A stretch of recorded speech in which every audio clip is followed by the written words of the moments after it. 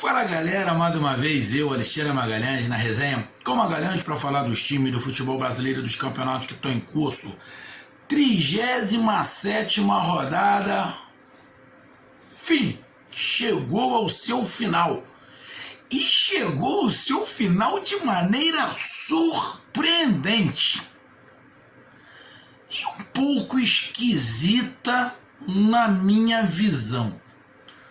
Do que a gente está falando? A 37ª rodada terminou com o jogo Botafogo e São Paulo, com uma vitória do Botafogo em cima do São Paulo.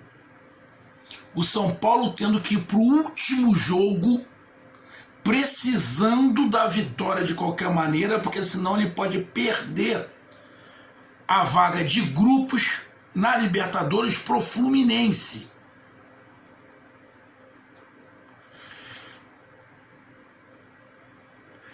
Não estou tirando o mérito do Botafogo, não é isso. O São Paulo teve um jogador a menos no primeiro tempo, que o Reinaldo foi expulso.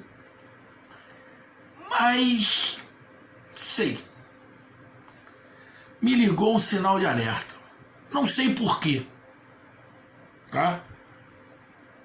O Botafogo pode ganhar do São Paulo como ganhou? Lógico que pode. Mas eu vi o jogo, alguns pedaços do jogo e achei algumas coisas muito esquisitas no jogo.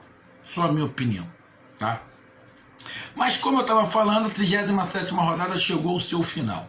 E o canal Resenha com Magalhães vem fazer o resumo desta rodada, onde tivemos mudanças na liderança, tivemos já definido quem vai cair, porque acho que nem milagre salva o Vasco.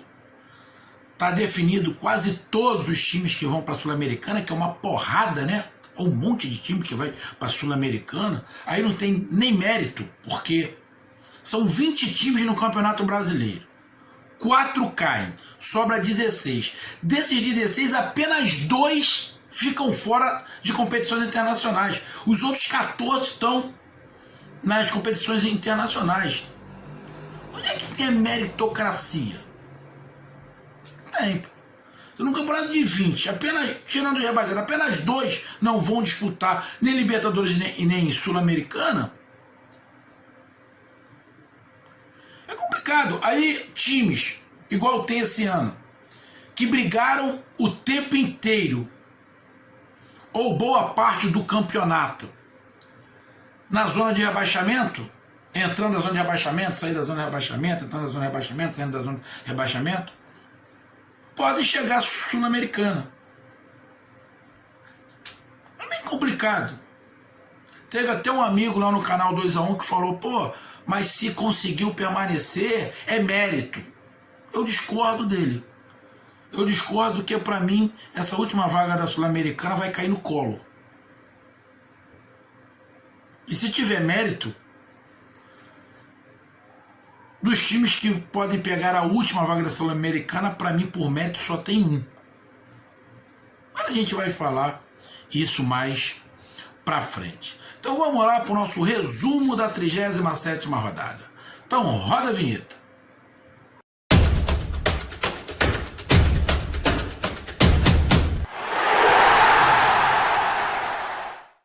Vamos lá, galera. Pra gente começar, eu peço que você curta, compartilhe, inscreva aqui no canal Resenha com Magalhães, dê o seu like, ative a notificação, coloque seus comentários, entre no nosso WhatsApp, que é o 022 9922 54512, que está aqui embaixo na descrição do canal. E se você quiser ajudar o canal a crescer, aqui de azul, você pode se tornar membro também do canal. E se alguma dessas empresas de aposta aí quiser apostar aqui no nosso canal para ajudar o canal a crescer, a gente está aberto também para fazer aí a propaganda desses canais de aposta que está apoiando um monte de canal de YouTube. Não custava nada apoiar o nosso também. Então vamos lá para essa 37ª rodada que chegou ao final nesta segunda-feira. Bom, tivemos no sábado Curitiba 0, Ceará 2. Normal. Era um placar ou um vencedor que se imaginava. O Ceará também estava precisando mostrar alguma coisa para carimbar a sua participação na Sul-Americana, apesar que na Sul-Americana, como eu falei, quem não for para a Libertadores está na Sul-Americana, apenas 2 que não vão estar. Então, pela pontuação que o Ceará já tinha, com certeza ele ia entrar de qualquer maneira. Era isso que a torcida do Ceará vinha falando comigo, de vez em quando eu ficava meio assim, mas a torcida do Ceará tinha razão. Mesmo que o Ceará perdesse todas, ele ia acabar entrando na Sul-Americana de qualquer maneira, porque os outros que estão atrás não iam conseguir chegar na pontuação que o Ceará tem, então o Ceará ia entrar de qualquer maneira na Sul-Americana. E o Curitiba já estava rebaixado, tentou ali, fez um jogo até legal, mas sem mais responsabilidade nenhuma, mas acabou vencendo o Ceará e garantiu a primeira classificação do time de um time do Nordeste na Sul-Americana, porque teremos outro nordestino que vai ocupar a última vaga da Sul-Americana. Aí tivemos ainda no sábado Fortaleza 0, Bahia 4. Bahia, com esse resultado, o Rodriguinho jogando bem, fazendo uma boa partida, anulando as jogadas de profundidade do Fortaleza. O Fortaleza não fez uma grande partida, não foi uma partida horrorosa, mas não fez uma grande partida, muito também porque o Bahia se defendeu bem, o Bahia foi muito assertivo no início dos ataques.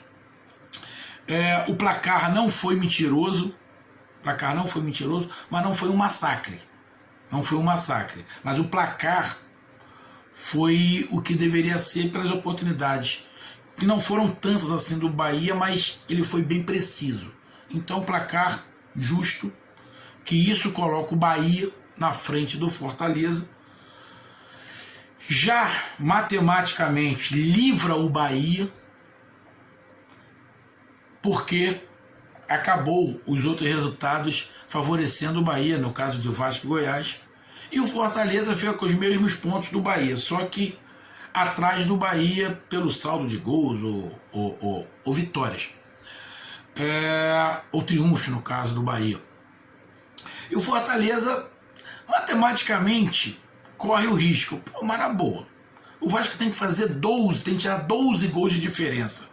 Então, meu irmão, isso não vai acontecer. Então Fortaleza e Bahia se safaram e permanecem na Série A. E aí é que eu quero que meus amigos torcedores do Bahia e do Fortaleza entendam. As campanhas de Fortaleza e Bahia foram decepcionantes. Decepcionantes. Então brigaram até a penúltima rodada para não cair. Aí tem mérito de pegar uma competição internacional, a Sul-Americana? É isso que eu estou questionando só. É isso que eu estou questionando só. Mas Bahia e Fortaleza, um dos dois, junto com o Sport, pode pegar a última vaga da Sul-Americana. Eu sei que eu vou ser muito criticado pelos meus amigos nordestinos, mas essa é a minha visão. Essa é a minha visão. Mas, entendo, está no regulamento, então tem que se cumprir. Tivemos Sport 2, Atlético Mineiro 3. O Sport perdeu, mas ganhou. Eu não estou tendo aula com uma certa pessoa, não, entendeu? Mas o Sport perdeu, mas ganhou. Por quê? Porque como o Vasco empatou, e o Goiás também empatou, e com o resultado de Fortaleza e Bahia, e o jogo do Corinthians e Vasco que foi no mesmo horário, o Vasco não pega mais o Bahia, o Goiás não pegaria mais o Bahia, mesmo que tivesse ganho. Quer dizer, se tivesse ganho, não. Se tivesse ganho, poderia pegar. Então, com o empate, eles não pegam mais o Sport. Então, o Sport, juntamente com o Bahia e Fortaleza, mesmo com a derrota, permanece na Série A. E foi comemorado pelo Sport como um título. E tem que comemorar mesmo, porque por tudo que o Sport passou, permanecer na Série A é um título. E já vou dizendo aqui, eu vou fazer um vídeo, como eu tenho aqui no nosso quadro Resenha no Nordeste, eu vou fazer um quadro da 38ª rodada. E eu já digo aqui a minha opinião. Os times que brigam pelo rebaixamento é bem complicado, mas diante de tudo que o Sport passou ano passado, quase rebaixado no campeonato regional, pegou o Jair Ventura, colocou o Jair Ventura, acreditou no Jair Ventura e mais. Só para lembrar o restante, o Sport Recife, desde a 6ª rodada do Campeonato Brasileiro, não entrou na zona do rebaixamento.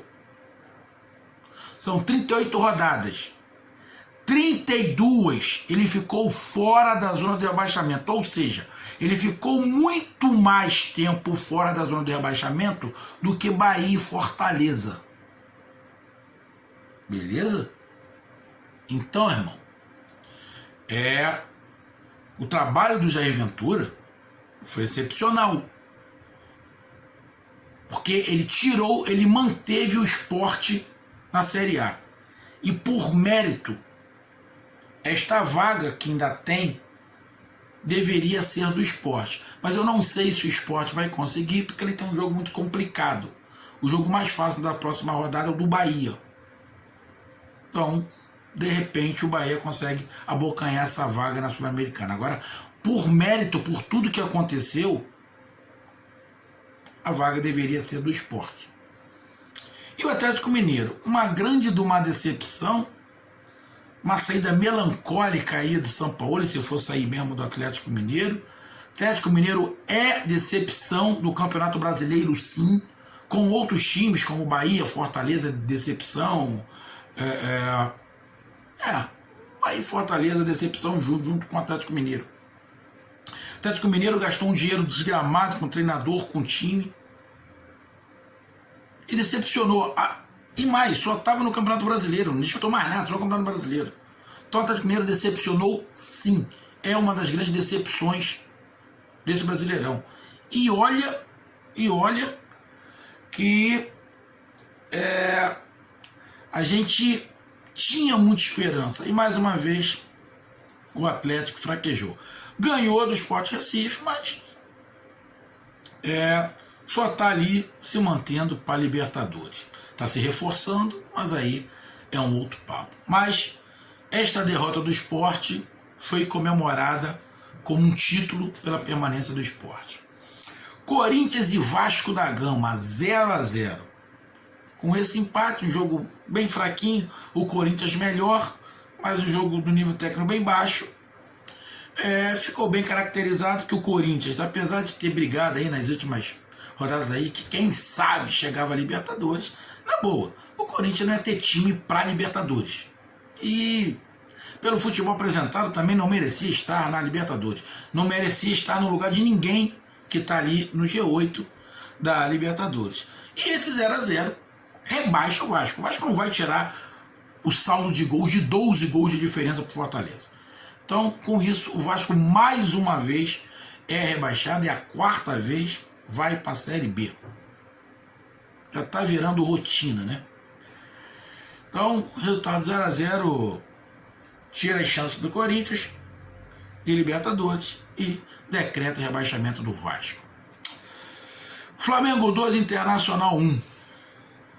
Jogo que era do líder, que era do vice-líder contra o líder, que era mando de campo do vice-líder, se inverteu com a vitória do Flamengo de 2-1, ganhando em casa, com isso assumindo a liderança, e vai para a última rodada precisando vencer, porque tem que vencer, porque se empatar e o Internacional ganhar, o Internacional é o campeão pelo saldo de gols, que não vai ter como o Flamengo tirar.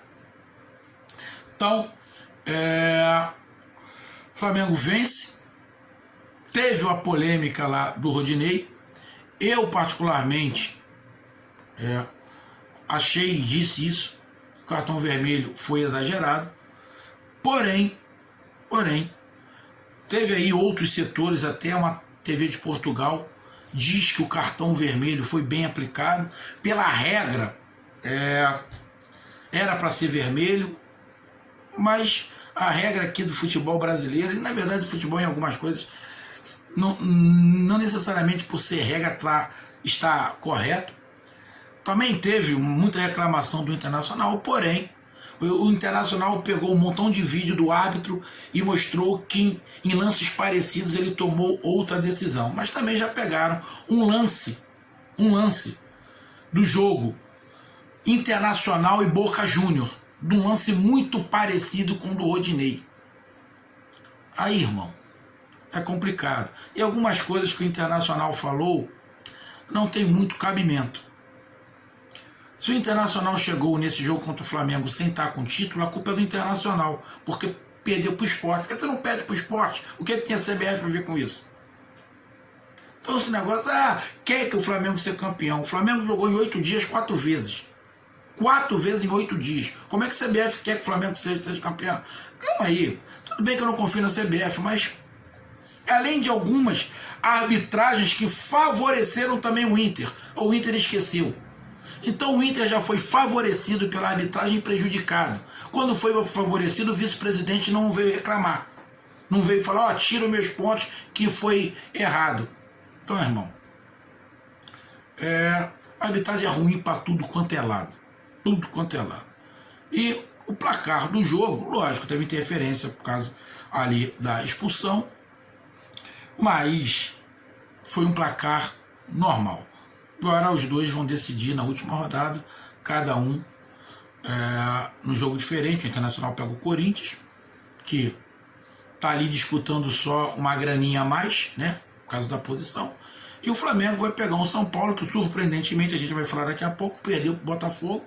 E agora tem que ganhar do Flamengo de qualquer maneira, porque senão o Fluminense pode passar ele. E ele, em vez de entrar na chave de grupos da Libertadores, ele vai para pré-Libertadores, ou pela aquele mata-mata.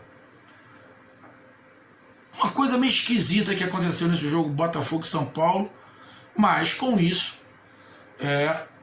o Internacional tem um jogo mais fácil jogando em casa contra o Corinthians, que assim, não está disputando nada, vai para a Sul-Americana de qualquer maneira, só vai ter que disputar ali uma posição, que é 1 milhão para lá, 1 milhão para cá. Já o Flamengo pega o São Paulo, que aí não, tem uma diferença muito grande aquela fase de mata-mata antes da fase de grupos. Então, se o jogo do Flamengo já era mais difícil, se tornou mais difícil. Mas se o São Paulo jogar com o Flamengo do jeito que jogou com o Botafogo, vai tomar um saco. Mas isso aí é um outro papo. Mas a vitória do Flamengo foi normal. Santos 1, Fluminense 1. Alguns lances ali bem complicados. A arbitragem também teve algumas situações ali que eu não concordei muito, algumas faltas, um cartão amarelo que para mim tinha que ser vermelho, o juiz deu amarelo. Teve uma expulsão do jogador do Fluminense, o placar 1-1, mano de campo do Santos. Fluminense bem demais. Para mim um destaque do Campeonato Brasileiro é o Fluminense. Junto com o Santos também, porque o Santos passou um perrengue danado, não podia contratar, não podia nada, mas para mim o maior destaque é do Fluminense. O Santos empata com o Fluminense com o resultado do São Paulo continua com chance e por mérito merecia entrar na chave de grupo, que eu estou falando isso há muito tempo. E o Santos já está na fase mata-mata anterior à fase de grupo. Não tem como mudar, não tem como alcançar o 7º colocado. Com esse empate e com os outros resultados, o Santos já está na Libertadores e já sabe que vai ter um mata-mata complicado até por causa de deslocamento, né? Então o Santos sabe que já vai ter uma pedreira para ontem, né? Porque já começa daqui a pouco essa fase de mata-mata da Libertadores. Mas um placar bem normal, onde o Fluminense agora decide na última rodada do jogo contra o Fortaleza. E rezando aí, vai ter que torcer. Lógico, o Flamengo ganhar do São Paulo, e o Fluminense ganhar do Fortaleza, que o Fluminense passa o São Paulo e fica no G4 e se classifica direto para a fase de grupos. E, na minha opinião, seria merecido. Grêmio 1, Atlético Paranaense 0, um bom jogo. Com isso, o Grêmio carimba a sua vaga na Libertadores na fase de mata-mata, igual o Fluminense no momento. No Fluminense, no mata-mata, está Grêmio e Fluminense. Na fase de grupos está o Palmeiras, porque foi o último campeão da Libertadores, está Internacional, Flamengo, Atlético Mineiro. E tem aquela disputa de São Paulo e Fluminense ainda. Mas nesse momento está o São Paulo no G4. Então tem São Paulo, Atlético Mineiro, Internacional e Flamengo e Palmeiras na fase de grupo. Falta mais um para a fase de grupo, que pode ser o Grêmio se ganhar a Copa do Brasil. Mas neste momento, Grêmio e Fluminense estão naquela fase de mata-mata. Com esta vitória do Grêmio de 1-0, o Atlético Paranaense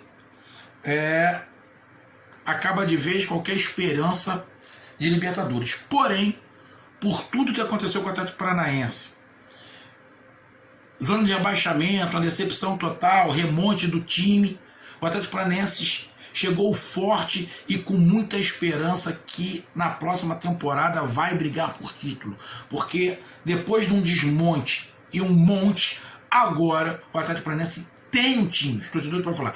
Temos um time. Precisa de reforços? Precisa. Mas tem um time competitivo que vai brigar pelos campeonatos que for disputar. Sul-Americana, Copa do Brasil, Campeonato Brasileiro, Campeonato Regional. Então, o Inter, o Atlético Paranaense, mesmo não tendo a vaga na Libertadores, termina esse Campeonato Brasileiro muito fortalecido.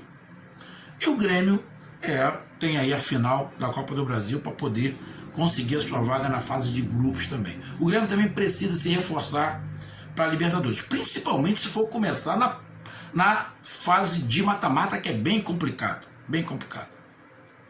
Mas um placar normal, a vitória do Grêmio. Tivemos o empate do Goiás com o Bragantino, que decretou o rebaixamento do Goiás. Dos 4 times que caíram, para mim o Goiás é o que mais lutou para não cair. Foi o Goiás, mas a campanha muito ruim no primeiro turno decretou isso. Empate 0-0 com o Bragantino, que também, com isso, perdeu a chance de Libertadores, mas foi um time que também derrapou demais no início, parece que não estava entendendo o que era o Campeonato Brasileiro da Série A. Quando entendeu, evoluiu. É um time jovem, com jogadores com muita qualidade, que acredito eu que uns 2 ou 3 jogadores deste elenco do Bragantino irão sair. Já na semana que vem, já não vai poder contar com alguns desses jogadores. E um jogo... O Bragantino dominou um pouco mais, mas o Goiás também não ficou tudo atrás, tentou a vitória até o último minuto. E, sinceramente, um placar normal pela disposição que o Goiás estava mostrando. Mas um placar ruim para os dois, que o Goiás cai e o Bragantino não tem a chance de Libertadores. Muito pior para o Goiás, né? Que vai mais uma vez para a Série B. O Goiás está vivendo uma gangorra, Série A, Série B, Série A, Série B, o que não acontecia. O Goiás ficou 20 e poucos anos, 30 e poucos anos na Série A direto. E depois, quando começou a cair, começou a sobe e desce. Não está muito diferente do Vasco, né? Aí tivemos nessa segunda-feira, Palmeiras 1, Atlético Goianiense 1. Atlético Goianiense também uma grata surpresa. Veio da Série A para a Série B. Veio da Série B para a Série A. Foi o melhor time. Não, o melhor time não. O melhor time foi o Bragantino, na verdade. O Bragantino e o Atlético Goianiense mostraram muita força. O Atlético Goianiense surpreendeu. O Bragantino chegou com dinheiro, um aporte de uma empresa. O Atlético Goianiense não, chegou com a organização. E merecidamente, meritocracia, o Atlético Goianiense está na Sul-Americana. Está na Sul-Americana. E como eu falei, o Atlético Goianiense estava incomodando todo mundo, principalmente fora de casa. O Palmeiras ganhou a Libertadores, está na final da Copa do Brasil, pode ganhar mais um título, pode ser o time mais vencedor aí desta temporada, com Copa do Brasil, Libertadores e Campeonato Paulista. Acredito eu que o Palmeiras já está focado na final da Copa do Brasil, que nos 2 próximos domingos. O Palmeiras ainda tem um jogo aí para fazer na última rodada, mas acredito que o foco já está todo na Copa do Brasil.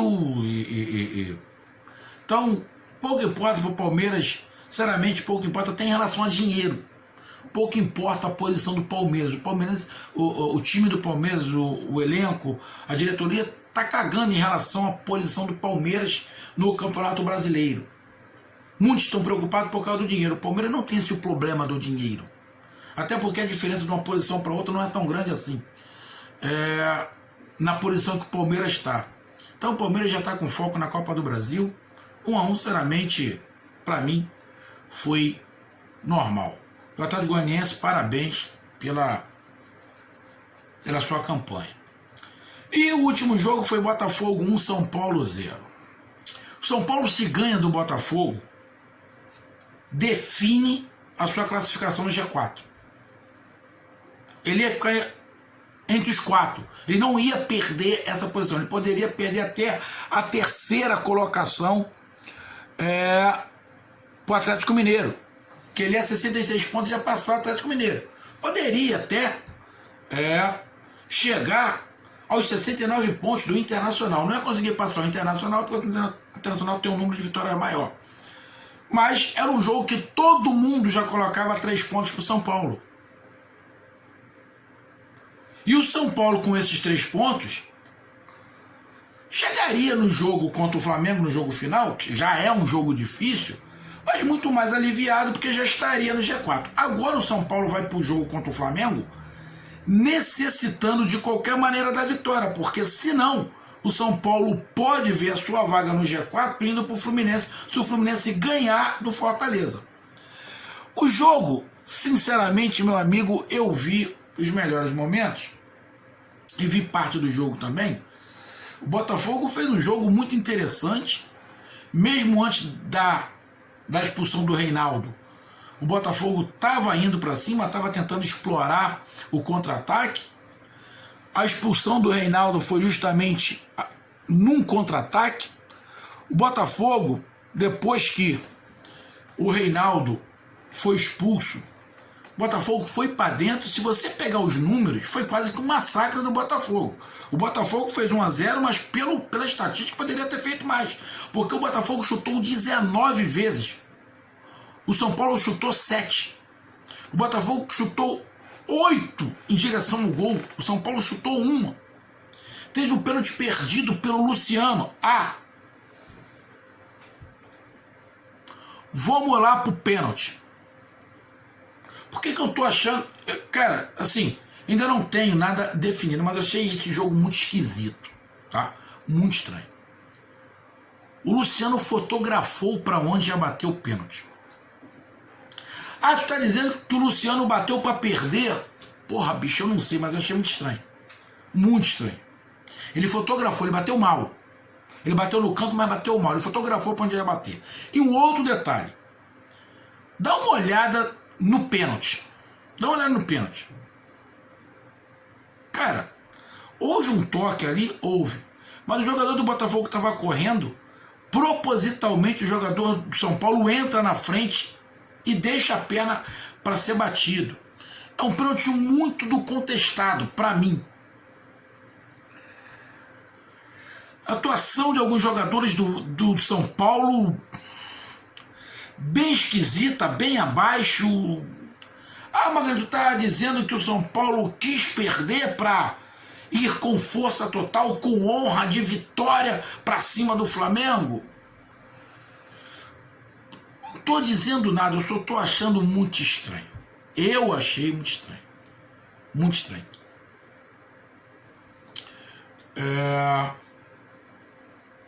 Não sei, cara. Sabe quando aquele sexto sentido, sétimo sentido fala alguma coisa com você? Eu achei esse jogo do Botafogo, não estou desmerecendo a vitória do Botafogo, mas eu estou falando da atuação do São Paulo. Eu achei muito estranho. Muito estranho. Mas foi isso que aconteceu e o Botafogo ganhou do São Paulo. Com isso, a classificação do campeonato fica o seguinte: muda a parte de cima da tabela. Agora o líder do campeonato na penúltima rodada é o Flamengo. O Flamengo não tinha sido líder em momento nenhum. Assume a liderança no momento correto,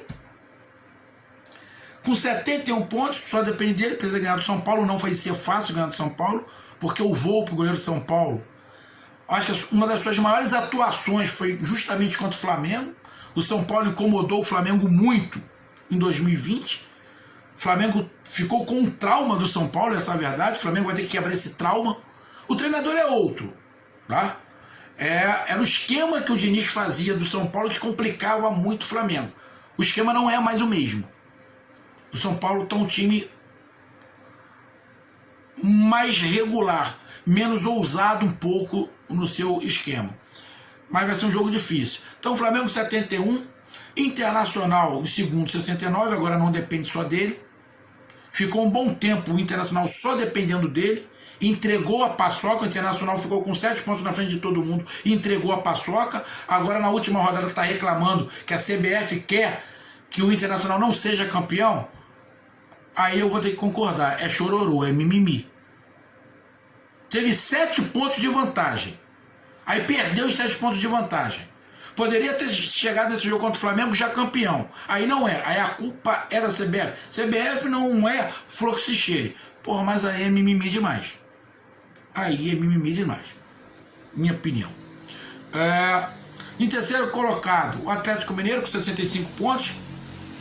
E fechando o G4, o São Paulo com 63 pontos, que poderia, com a vitória em cima do Botafogo, e a 66 pontos, passava o Atlético Mineiro e não corria o risco do Fluminense. Quem ia ficar, nem o Atlético Mineiro ia correr o risco. O São Paulo já estaria entre os 4. Poderia perder ali a posição para o Atlético Mineiro, poderia ficar em 4, mas não perdia a sua classificação na fase de grupos. Agora ele corre risco. Agora ele corre risco direto de entrar na fase antes de grupos, caso perca para o Flamengo, que o Flamengo tem que ganhar de qualquer maneira, senão não vai ser campeão, se o Internacional ganhar do Corinthians, e o Fluminense ganhar do Fortaleza. Então, São Paulo em 64 lugar com 63. Fluminense em quinto com 61, brilhante campeão do Fluminense, e o Grêmio em sexto com 59. É o G6. Esses 6 estão classificados para a Libertadores, junto com o sétimo colocado, que é o Palmeiras, que tem 58 pontos, uma campanha em relação à pontuação no Campeonato Brasileiro bem baixa, mas a gente entende, o Palmeiras chegou final da Libertadores, campeão da Libertadores, final da Copa do Brasil, então a gente entende, e o Santos, que por tudo que passou, está na 8ª colocação e classificado para a Libertadores. E já sabe que vai ter pedreira na Libertadores aí, nesse mata-mata para chegar à fase de grupos. Aí, fora da Libertadores, mas na Sul-Americana, Atlético Paranaense em nono com 50 pontos, Corinthians em décimo com 50 pontos, Bragantino em 11º com 50 pontos, Ceará em 12º com 49 e Atlético Goianiense em 13º com 47 pontos. Do Atlético Paranaense e Atlético Goianiense, todos já classificados para a Sul-Americana. E ainda disputando a 14ª vaga para a Sul-Americana, o Sport em 14º, que hoje está na Sul-Americana com 42 pontos, o Bahia em 15º com 41 e o Fortaleza em 16º com 41 pontos.